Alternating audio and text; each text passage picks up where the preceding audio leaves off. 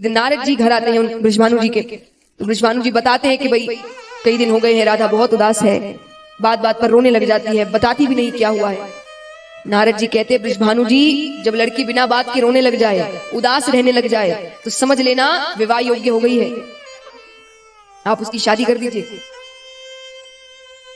बृषभानु जी ने कहा वो तो कर दूं, लेकिन लड़का भी तो अच्छा कोई मिलना चाहिए।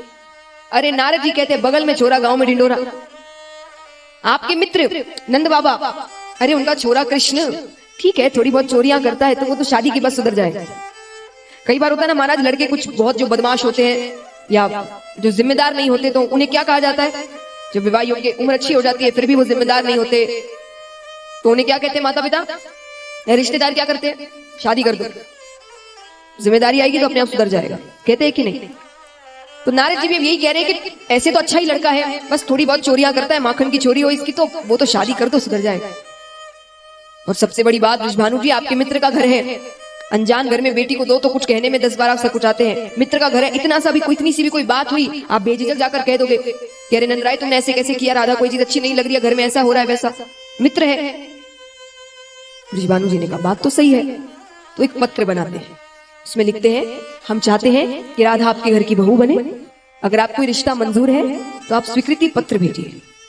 अब खाली पत्र तो भेजेंगे नहीं, तो 108 खोमचे तैयार करते हैं बृषभानु। खोमचे किसे कहते हैं, पारात जैसे होते हैं ब्याह शादी में जिसमें हम गिफ्ट बनाकर देते हैं ना, सजा सजा कर, उसे कहते हैं खोमचे। तो वैसे 108 खोमचे तैयार किए, तैयार करते हैं, सब में कुछ ना कुछ रखा गया, किसी में जेवर हो, किसी में वस्त्र हो, किसी में खाने को कुछ हो, किसी में मेवा मिष्ठान हो, एक खाली बच जाता है, क्या करे, तो बृषभानु जी उसमें मोती भर देते हैं। ये सारी चीजें जाती है नंद बाबा के घर में। अब ठाकुर जी को पता चलता है तो वो अपना उत्साह तो दिखा नहीं रहे, लेकिन कनखियों से देख रहे हैं क्या बात लिखी है, क्या सामान आया है, पत्र में क्या लिखा है, वहीं आगे पीछे घूम रहे हैं कोई ना कोई काम का बहाना लेकर। बात पता चलती है, मन तो बहुत खुश है, चेहरे पर आने नहीं दे रहे।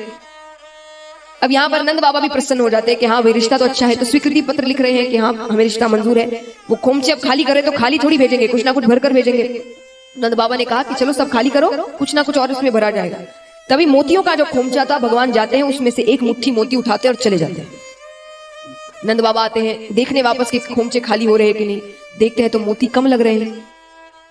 नंद बाबा कहते हैं यहाँ कोई आया था क्या, सेवकों ने कहा कृष्ण बलराम आए थे। नंद बाबा ने कहा घर में ही चोर है, दूसरों से क्या पूछना। नंद बाबा कहते कन्हैया तूने यहाँ से मोती उठाए क्या, ठाकुर जी कहते हैं हाँ उठाए। अरे आज तो मान गया, हमेशा मना कर देता है मैंने नहीं किया, क्यों उठाए, बोले मैंने मोतियों की खेती कर दी है। नंद बाबा ने कहा कहाँ कर दी, बोले घर के पीछे। बोले जरा दिखाना, घर के पीछे लेकर जाते, सच में पेड़ लगे हैं और जैसे अंगूर के गुच्छे लटकते हैं मोतियों के गुच्छे लटक रहे हैं।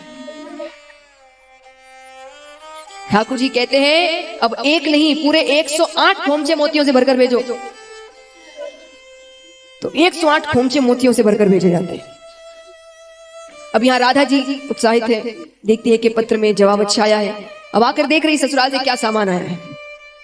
तब जो पारात होते, जो खोमचे थे उन पर कपड़े रखे हुए थे, पहला कपड़ा हटाती है मोती, दूसरा कपड़ा मोती, तीसरा मोती, चौथा मोती। अरे अब तो और जोर जोर से रोने लग जाती है, मुझे दिखाने को ही भेजे गए हैं कि हमारे यहाँ भी मोतियों की कमी नहीं है। अरे महाराज अब लेकिन अब थोड़ी बात ज्यादा बढ़ जाती है। अब तो राधा जी ने खाना पीना सब बंद कर दिया, बहुत उदास है, रो रही है।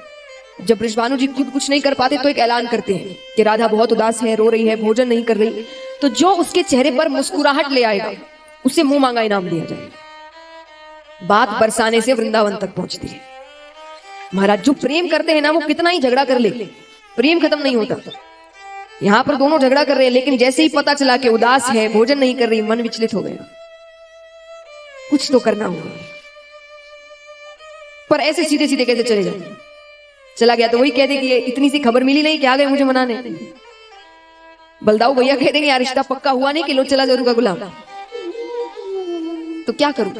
तभी ध्यान यशोदा मैया पर पड़ता है। उनके कमरे में जाते हैं, चुन्नी लेते हैं, घाघरा लेते हैं और खूब सारी चूड़ियां इकट्ठा करते हैं और मनिहारी का वेश बनाकर बरसाने निकलते हैं। बरसाने में आवाज लगा रहे हैं चूड़ी ले लो, चूड़ी ले लो, लाल हरी पीली नीली चूड़ी ले लो। राधा जी कहती आवाज तो सुनी सुनी लग रही है। उन्हें बुलाती है ऊपर, चूड़ी पहनाने के बहाने अपना चेहरा दिखाते हैं।